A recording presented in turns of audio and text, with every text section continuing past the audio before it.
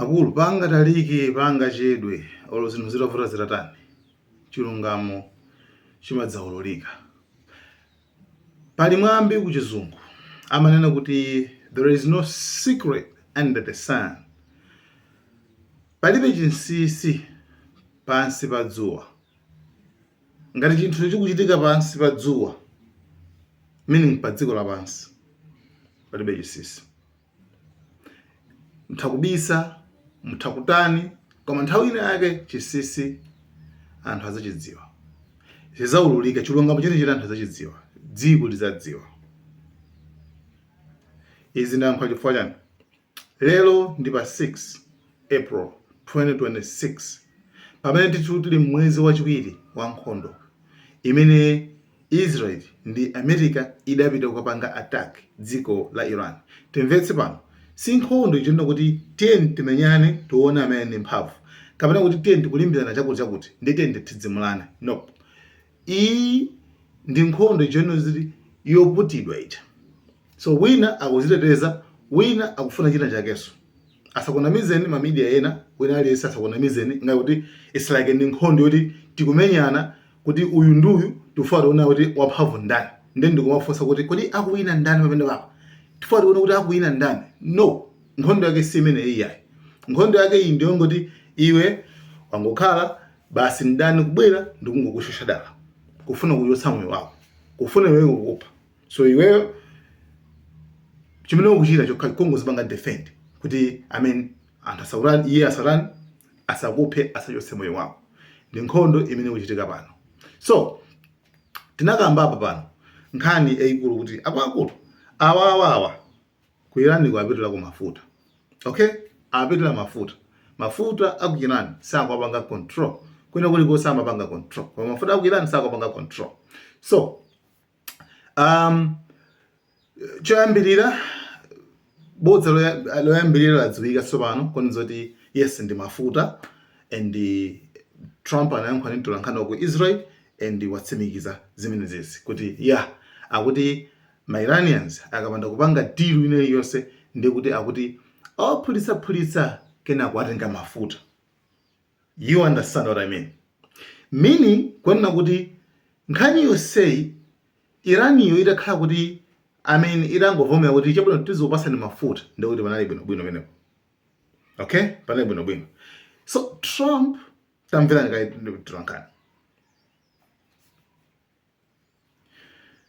So Trump ananamiza anthu kuti andipatsa mafuta. Okay, zimene akupanga Trump akusewera akusewera game imene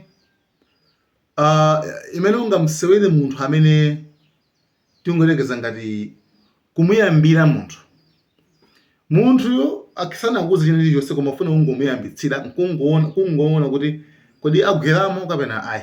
Nzimene akupanga Trump. So poyambirira okay, amafuna mafuta kumene. Okay? So andipatsa mafuta, anitumizira mafuta ali kuti. Meaning kuti amkulu amanama. All along amanama. Andipatsa kuti 20 ma tank chana ali kuti afika. The fact that we're real and solid and we're there. We're going to let you have 8 boats of oil. 8 boats. 8 big boats of oil. Ilani bodza. Amaganiza ngati kuti mwena kuti Iran ija inanadi kuti okay tenditumizira libani Trump kuti nkhondo ite. Amuzoti Iran sikupanga nawo ziti zimenezo. Chabwino. Anabwera ndi system ine yamana kuti Iran ikufuna deal. Iran ikufuna deal. Akuti mpha deal. They said yesterday that we weren't negotiating with them, and now they admit that we were negotiating with them. So they want to make a deal. The reason they want to make a deal is they have been just beat to shit. So the Iran simafuna deal. Amana ngati Iran ingogwira monso momuja ngati kungowesera kuti mwina akulu atafuna. You understand? Iran now no ife sifuna kukambirana mpaka napano zapeza kwanza kuti abano kulula okha kuti Iran ipange deal. Kodi pakati pa Iran ndiye achina America amafuna deal ndi nani? Abaza ngodzika kuti amene amafuna deal ndi Americans. Tamuveni Peter Hegseth amene ali Secretary of War amayankha kuti tamuveni munthu amene. If Iran is wise, they will cut a deal. President Trump doesn't bluff and he does not back down. You can ask Khamenei about that. President Trump will make a deal, he is willing. And the terms of the deal are known to them. If Iran is not willing, then the United States War Department will continue with even more intensity. Anyway, you understand. And ndo ankhani kama mphanaye ucha still awumuza sokuti Iran ipange ipange deal. I just spoke with President Trump for 15 minutes. He gave me some new details on the negotiations behind the scenes with the Iranians and what's going to happen if Iran does not make a good faith deal. The president tells me if they don't make a deal and fast, I'm considering blowing everything up and taking over the oil. I'm not going to deal with Americans. Iran is seeking a deal. Iran is going to deal with Yemen. Our nzunzuti okay. Dziko noladziwa simene kuti iwo siwomenya kwambiri sanga mabonderezo nali sebadziko lapasibana. Right? Adziwaso kunzuti apa yavuta. Bola tingotesa nkhondo iyi. A good dancer knows when to stop. Munthu amene amatha kuvina bwino kwambiri amadziwa kuti kuvina ako ndisiye bana. Kwina kusizibeba. So I mean Trump anodziwa kale mbuyomo koma chatsala pano ndi ego. Akuona zoti abantu ndi ulemu opunguka papa. Ulemu wambiri wapunguka kwambiri akuluakulu. Kufika na maiko poma ikana America kuti ife siti kujoina se. Pema cha ulemu mwenye susanga upeze so minocha. Kufika na maiko omuzira ase ife America imophiza pambiri labacha. America ngoti mwakuti ali yesa makha kuti akumvera. Kufika na maiko poma aletsa kuti airspace yaifo sagwise chito use America ijayo. Akuluakulu. That's not easy. I mean the new generation. Poyamba zesizi mateka. Poyamba nali adad ama menya kuposa nali sedziko padziko bana. Koma panopa zose zurani zikutha. Anyway, ndipo fandi kuze ni issue number 2. Imene like tinaka okay to me kwa ife amene timasatala bwino I mean siza chilendo koma kwa ina mwene zikuzukhaza chilendo. Do you know kunena kuti kumayambiriro kwa chaka chino January nkhondo iso sanayambe okay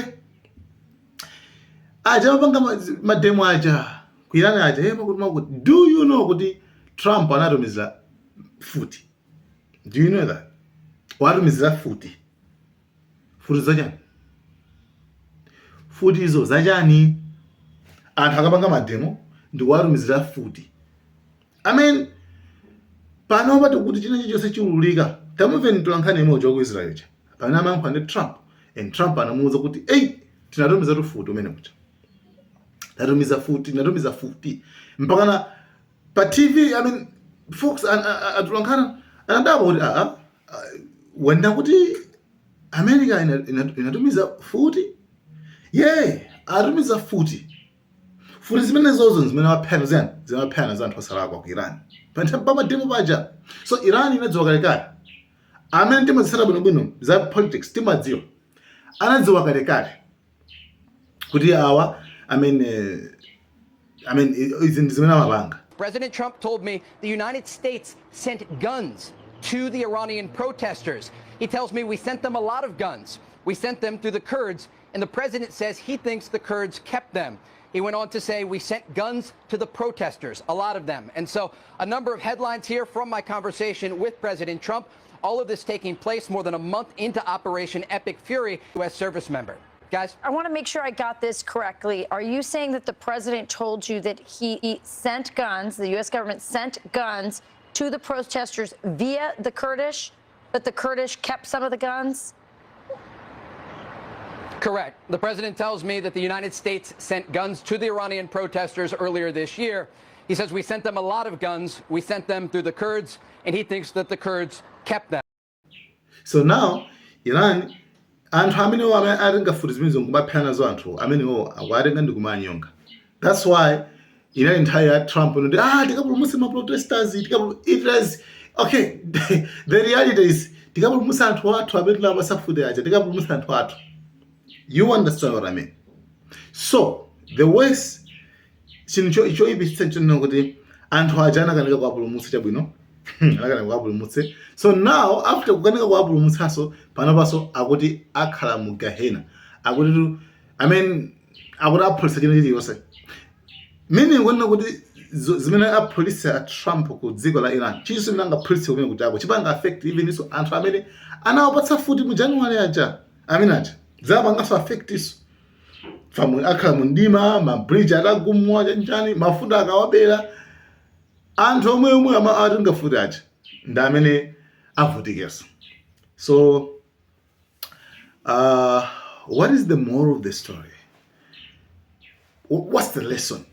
Muli phunziro lanji menemo munkhani imeneyi. Phunziro lake ndinena kuti sungapange deal ndi America. You understand? Sungapange deal ndi boma la America. Okay? Duzi ndibula azungu eti. Okay, azungu bauka. To be honest, azungu bauka. Ngati kwa anthu achikhedo kwambiri ndi azungu achi.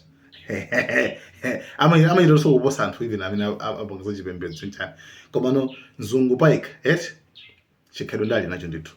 Koma tukamba sabano foreign policy, tukamba sabano boma ilili la ku America, ma policies ake amene anagwiritsa ntchito amachita kupanga kuti even anthu ena azikhalabe osauka ndithu cholinga azapanga control zimene simuzidziwa zimene zonse. So yeah, that's what happens. So guys, thank you so much. Now here cameras.